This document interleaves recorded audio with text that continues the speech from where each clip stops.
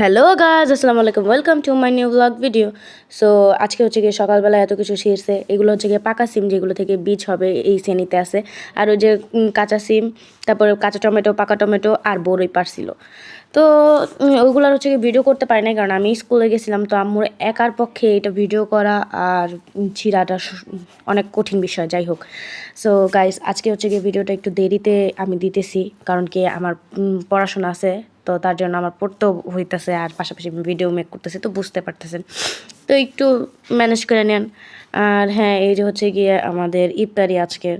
So সর্বপ্রথমে আলুর চপটা ভেজে নিচ্ছিল। আর হ্যাঁ ভাই, কেউ কমেন্ট করবে না যে পড়াশোনা করতেছো তাহলে কেন তোমাকে কেউ বলে না ভিডিও মেক করতে। এটা হচ্ছে গিয়ে ভিডিও মেকিং করা হচ্ছে গিয়ে আমার ইচ্ছা। সো ভাই, প্রথমে হচ্ছে গিয়ে আলুর চপটা একটু অন্যরকমভাবে ভাজতে গেছিলো, কিন্তু ওইটার ভিতরের যে পুরটা আছে আলুর, সেটা বের হয়ে যাচ্ছিলো। তার জন্য আম্মু এভাবে কোটিং করে তারপর ভাজছে।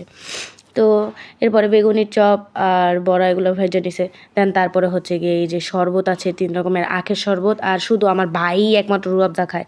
তো এটা আলুর কী জানো, আলুর পকোড়া আর এই আলুর বড়া সব কিছু আসছিলো। যাই হোক, সরি।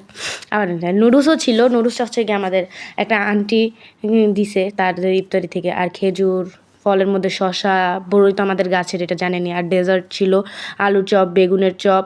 তারপরে এটা হচ্ছে গিয়ে অন্য আরেকটা ডেজার্ট ছিল, কিন্তু এটার নামটা আমি ভুলে গেছি। যাই হোক, অনেক দুঃখের কারণে এত রাত্রেবেলা আমরা আমাদের স্ট্রবেরিগুলোকে ছিঁড়ে ফেলছি।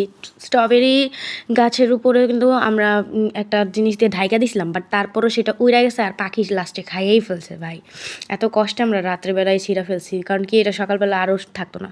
তো যাই হোক, যেটা বলতেছিলাম যে আমি আমার ভিডিও মেকিং কেন করি, এটা হচ্ছে কি আমার অনেক ছোটোবেলা থেকেই ইচ্ছা ছিল যে আমি একটু ভিডিও বানাবো। তো তার জন্য আমি পড়াশোনার পাশাপাশি ভিডিও বানাচ্ছি। তো এটা নিয়ে কেউ কমেন্ট করবে না।